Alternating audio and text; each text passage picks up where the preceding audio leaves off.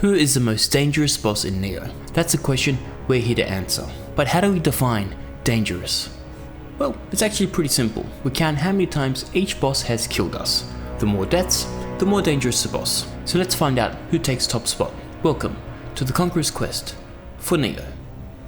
Believe it or not, we actually have a few bosses we beat on our first attempt. Among them, the least dangerous is Okatsu. She may be pretty, but she's also pretty weak. Staggering after every hit, she practically begged for a sloth spell so I could show off my sexy moves and recover my ki before she could retaliate. Call me Nick Cage because this fight was gone in 60 seconds.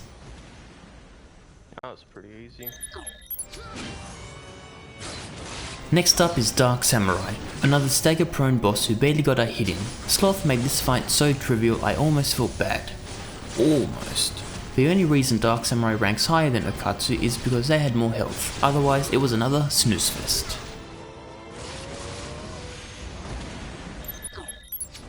Alright, Ogress. In 22nd place is Ogress, whose mask couldn't hide her true ugliness. Her swipes are strong, but only effective at range, so if you can bear to ignore her hideousness, go in for a hug and most of the swipes will be missed.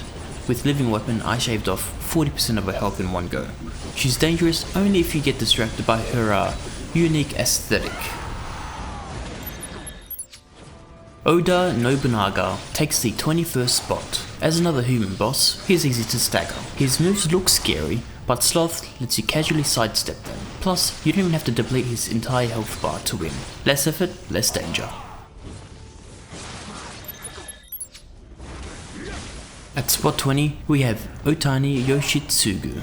He gets bonus points because he can fly. He has two moves that you need to keep an eye out for. The dual katana rush strike that takes about 50% of your health bar in the blink of an eye, even with Sloth, and the speed of sound range attack, where he cuts the air to attack you. This one, mainly because I hated seeing how effortless it was for him to do a ranged attack, especially since it took me 50 years to whip out my bow. Alright, Demon Man. Welcome to Sloth.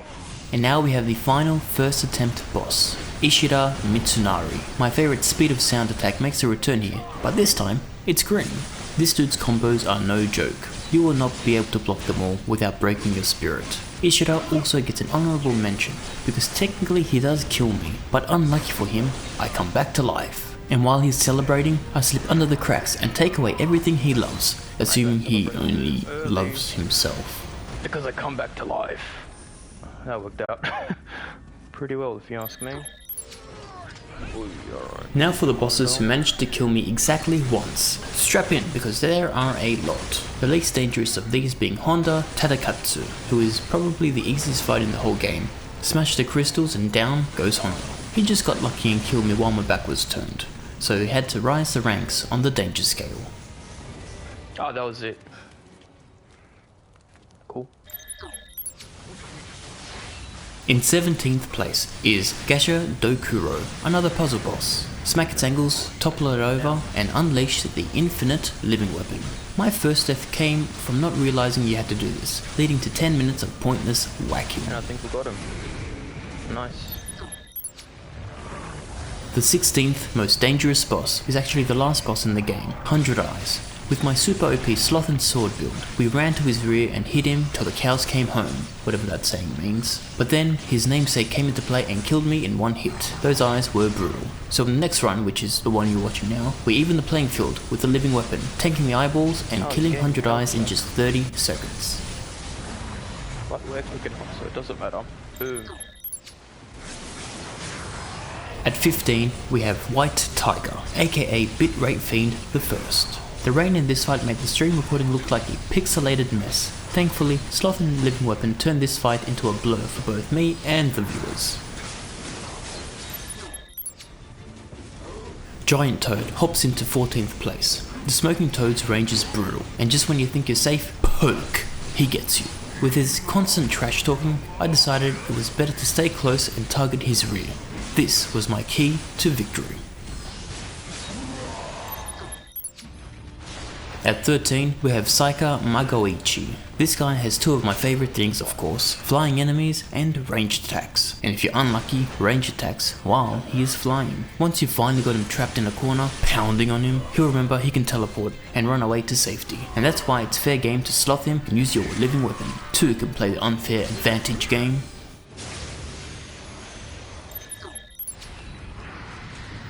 Poison, my one weakness, along with all the other weaknesses I have in this game. The Great Centipede slithers to rank 12 in our list, mainly because it took me a while to realize that he only takes damage when you hit his head. The poison area does so much damage to you. The gas is actually the reason why I died the first time. That's the main reason why I ranked the Centipede as one of the higher 1-death bosses. It's the arena more than anything else. There we go. Tachibana Muneshige is next. This is before I unlocked the power of Sloth, so I actually had to fight a bit more strategically. He blocked everything, and took so little damage. The submission where you face him in the fields is even harder. I lost count how many times he killed me there. Best thing in this fight is to tire him out so you can land a critical strike on him. Other than that, I feel like it was luck that let us beat him here. And now the most dangerous of the 1-death bosses, Shima Sakon. He can suck on this lollipop. Mr. Sakon is a lightning spirit summoner, which means he's fast. So you bet your ass we're using Sloth to even the playing field. From all the human bosses we've faced, I think Shima was actually the smartest, and by that I mean he was the one to block then retaliate with his spirit guardian while I'm out of breath. He had pretty good key management too, but that could also have been because how bad of a player I am. But either way, Shima tops the list of 1-death bosses. Now, let's move on to bosses that beat me senseless. The first boss of the game, Derek the Executioner. Derek killed us 4 times. One of those times was from the first phase, if you can somehow believe that. I had a really tough time in the beginning tutorial area. I just could not get my timing down for when to attack and when to dodge. Goodbye, Derek. At spot 8, we have the man who have been chasing this whole game, Kelly. Kelly also killed us 4 times. The fight itself isn't too bad, but the shield barrier and constant teleportation did get kind of annoying. But if he wants to spam moves, so can I. I ran away the second I could smell a counter or a barrier coming. Then, when he was confused as to why I didn't attack, I would run in and get my world famous triple cut blade swipe. I finally feel as though I got revenge to having to sit through his cutscenes where he would talk and never move his mouth. Maybe he was just another clone being puppeteered by a master ventriloquist. I guess we'll never know. There we go, Kelly is down. Hino Enma takes spot 7 with 6 deaths. I was petrified to face her. No really, I had such low resistance to a stun that the meter blew up really quickly. And once that happened, it was night time. I like to think that this boss was a turning point for me, where I was finally getting in tune with the mechanics of the game. And since this was before I learned the OP Sloth move, I actually had to learn her moveset to progress through the game. Most of the moves can be well telegraphed, and the fight felt more like a dance routine, minus the one grapple move that insta-killed me countless times. I hate cheap one-hit deaths.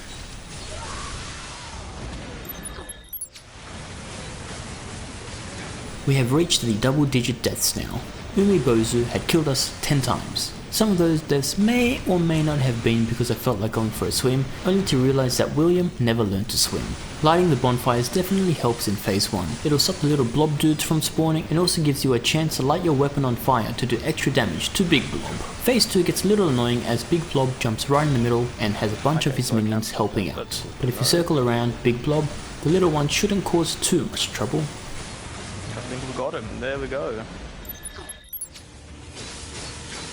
Yuki Onna killed us 11 times, and for that, she gets into the top 5. This fight is when I learned Sloth, and as soon as I started to use it on her, we completely melted her.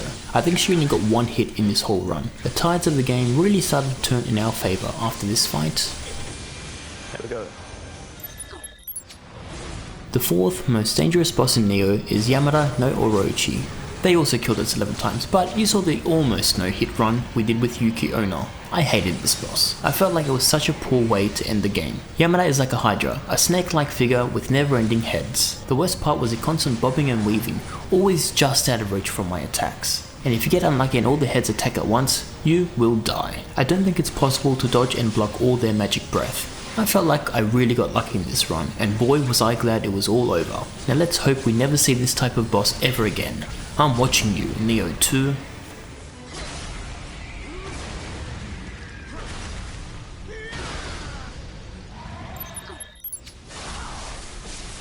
With 12 deaths, the bronze medal goes to Jorogumo. From the waist down, this demon's pretty sexy. It's the top half that ruins it for me. Jorogumo will always have a special place in my heart. She is the one who showed me my true love. She is the one that introduced me to Sloth. When we were fighting, her webbing would get all over me, getting me into a bit of a sticky situation, and I knew from then I needed to have this power for myself. As for the boss fight, most of it was pretty manageable. Most of my deaths came from the pounce she does when her health gets lower. That move was a one-hit kill, and I never got the timing down. So I used the only ace up my sleeve to combat that. All hail Birdman, letting me tank the pounce and exterminate the spider. Yeah, good.